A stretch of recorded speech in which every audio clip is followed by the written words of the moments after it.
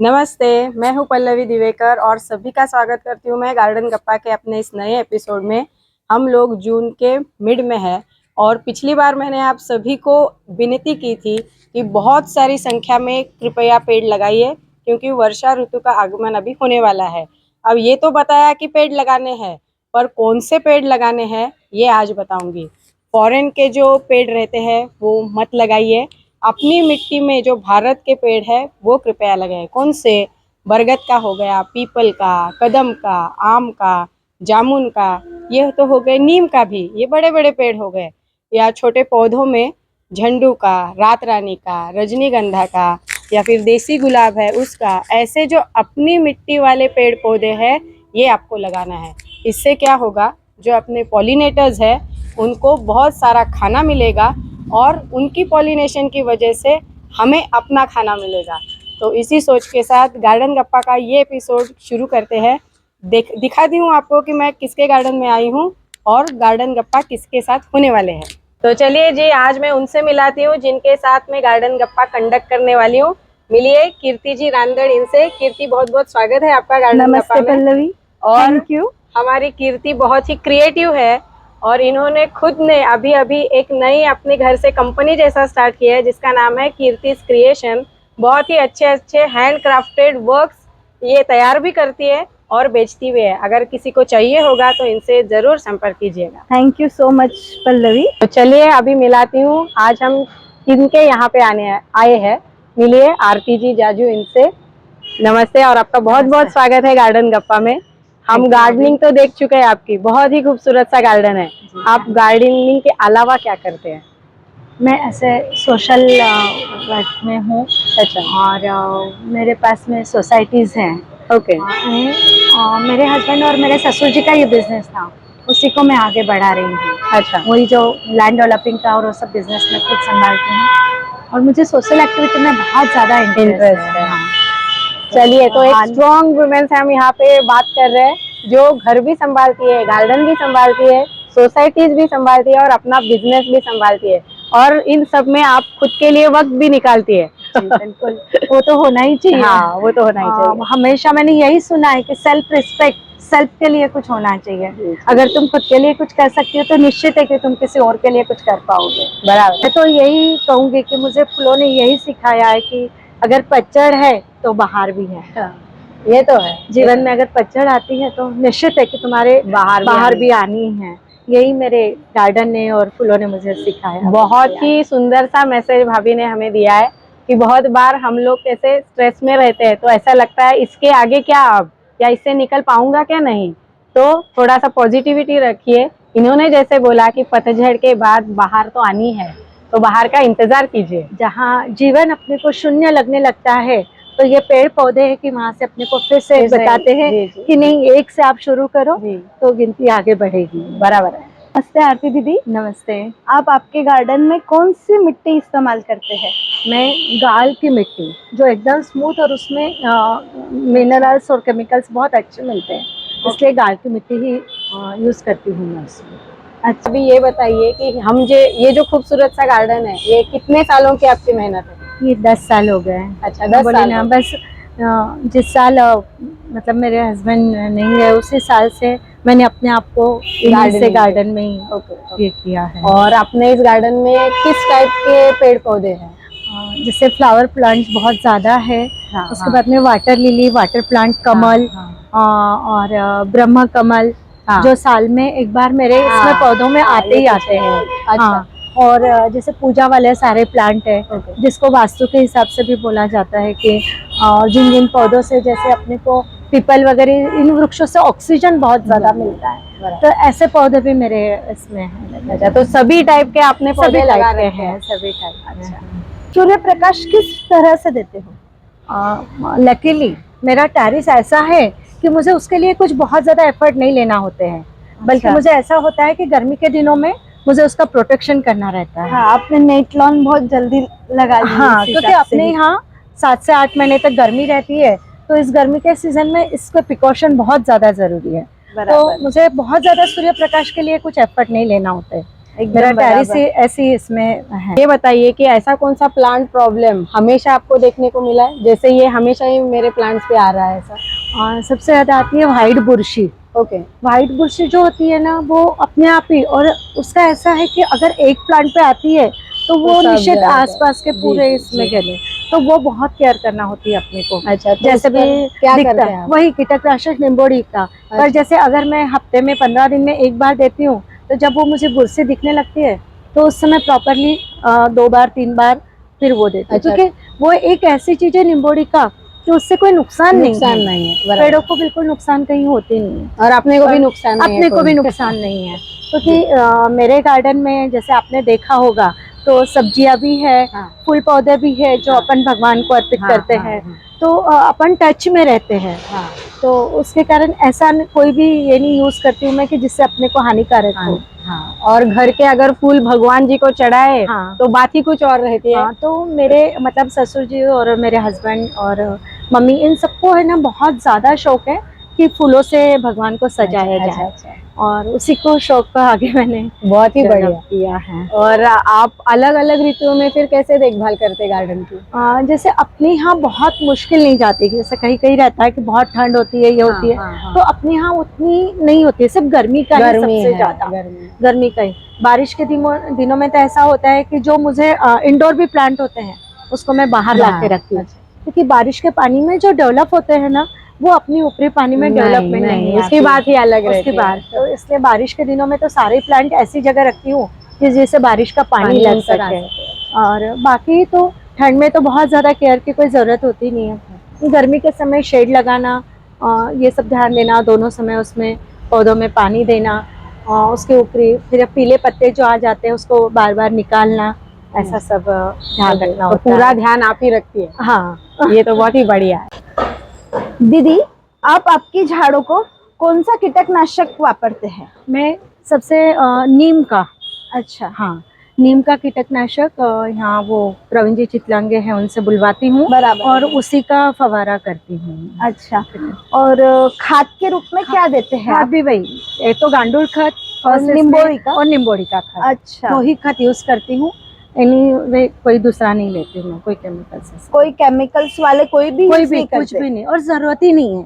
अपनी अच्छा। मिट्टी, और अगर समय समय से उसका उकरी वगैरह ऐसे करते रहे तो बहुत ज्यादा खाद देने की कोई जरूरत नहीं है, ऐसा मुझे लगता है, मैंने जो अनुभव किया है। अच्छा। मुझे अभी ये बताइए कि आपके इस खूबसूरत से गार्डन में किसी प्लांट के लिए या चीज के लिए मनाही है, ऐसा कुछ है, ये चलती नहीं? हाँ, मैं तो बहुत ज़्यादा नहीं फॉलो करती हूँ, पर मेरी फैमिली यानी मेरे ससुर मम्मी जी, इन लोग है ना एस्ट्रो को बहुत ज़्यादा फॉलो करते थे। जी, जी। तो उन्होंने किसी से सुना था कि जिस प्लांट से बहुत ज़्यादा दूध निकलता है वो प्लांट घर में नहीं लगाना चाहिए। उसके बाद में कैक्टस जैसे जो पौधे जो हाँ। नुकीले होते हैं, ओके। वो पौधे नहीं। और मैं एस्ट्रो को तो पता नहीं, पर मैं नुकीले पौधे इसलिए भी नहीं लगाना चाहती हूँ कि कहीं कहीं मुझे हुआ है अनुभव कि अपन पास से गुजर रहे हैं तो उसके रैशेस आ गई अपने को। ओके। और मेरे छोटी बेटी की बेटी है छोटी, वो भी यहाँ गार्डन में, तो उसको बहुत अच्छा लगता है। अच्छा। तो मैंने वो अनुभव किया है कि जब बच्चे भी घूमते हो तो उन्हीं को भी कहीं उससे तकलीफ हानि ना नहीं हो। हो। हाँ, हाँ।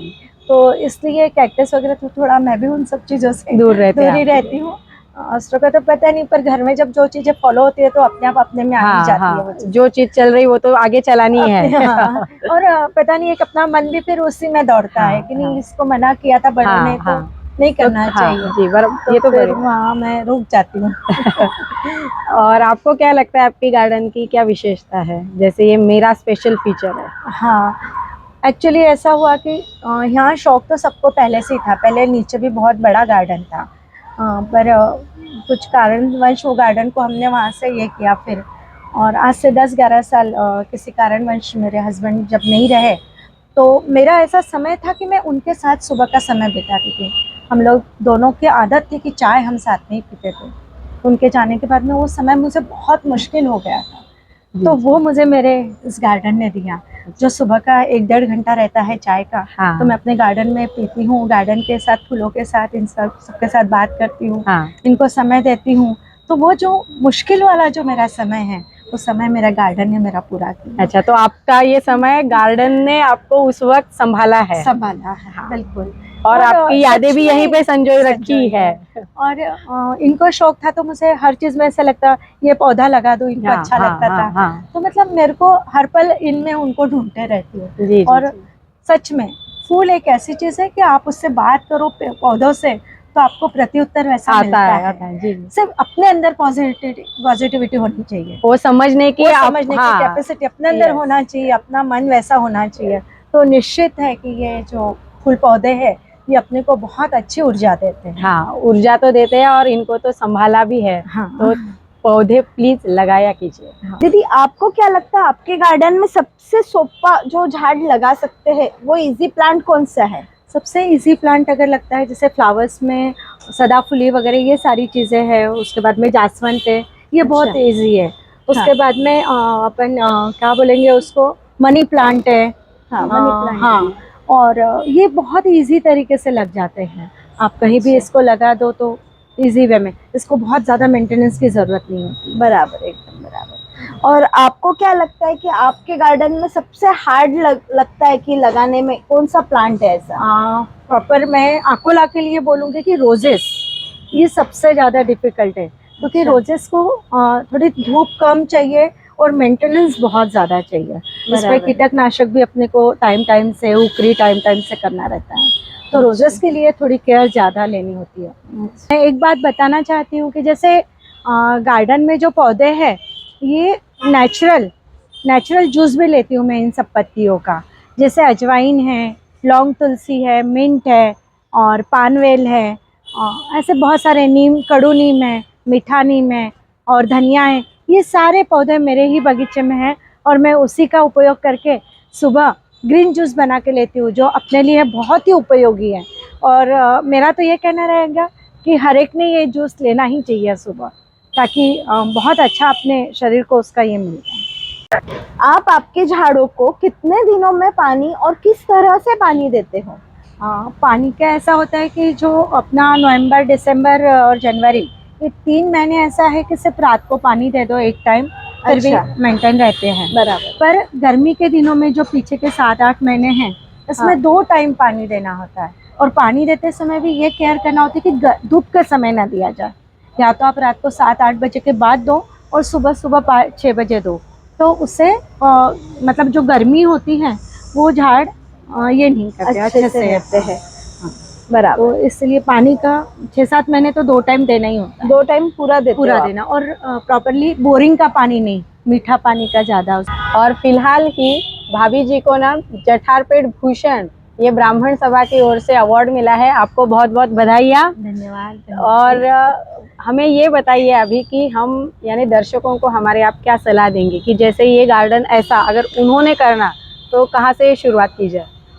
निश्चित है, और बहुत इजी है और बहुत अच्छी मतलब ये है, क्योंकि पर्यावरण के लिए भी, यानी सिर्फ ये हमारे मन को ही नहीं, तो अपने पर्यावरण के लिए भी बहुत अच्छी बात है। हाँ। जैसे कि अपन अकोला के लिए तो बहुत ज़्यादा जरूरी कि अपने को बारिश की यहाँ जो कमी रहती है, तो मुझे ऐसा लगता है कि हम बहुत ज़्यादा बाहर जाके बड़े बड़े पौधे, बड़े बड़े ये सब नहीं लगा सकते, पर हमने हमारी छोटी सी बालकनी में या घर में, जिसके पास टेरेस है, आंगन हो, जिसके पास आंगन हो, उसकी तो बात ही अलग है। पर हाँ, ये शौक ज़रूर रखना चाहिए, और 1 नहीं, 2 नहीं, 10 नहीं, 15, आप अपने आप जैसे जैसे इसको लगाते जाओगे अंदर ही अंदर ये शौक अपने आप डेवलप होगा। ये पेड़ अपने आप को खींच लेते हैं।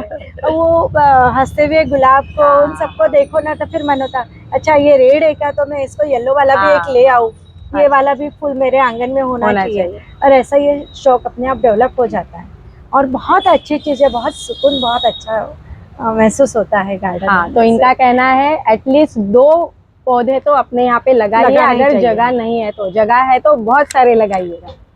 और इसके लिए बहुत ज़्यादा कोई मेहनत की ज़रूरत नहीं है, थोड़ा थोड़ा सा समय हमारे रोज के रूटीन में से हमने एक 15 मिनट भी ये पौधों को दे दिया तो हम बहुत अच्छे से इसको डेवलप कर सकते हैं।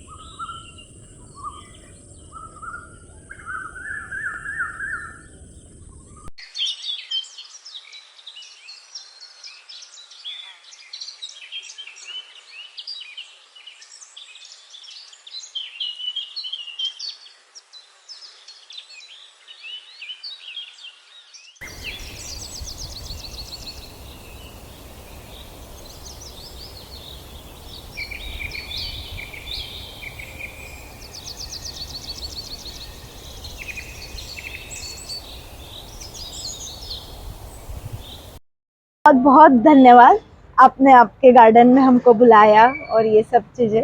बहुत ही अच्छा गार्डन है आपका। मुझे भी बहुत बहुत अच्छा बहुत लगा कि धन्यवाद। आप Thank आए you. और विजिट दी इसलिए बहुत बहुत धन्यवाद आपका। साथ में मैं आरती शशिकांत जाजू, आप पल्लवी मैडम का बहुत बहुत धन्यवाद दूंगी गार्डन गप्पा का, कि जिन्होंने मेरे गार्डन को विजिट देकर इतना सुंदर मौका मुझे दिया अपनी बात रखने के लिए। बहुत बहुत धन्यवाद पल्लवी मैडम।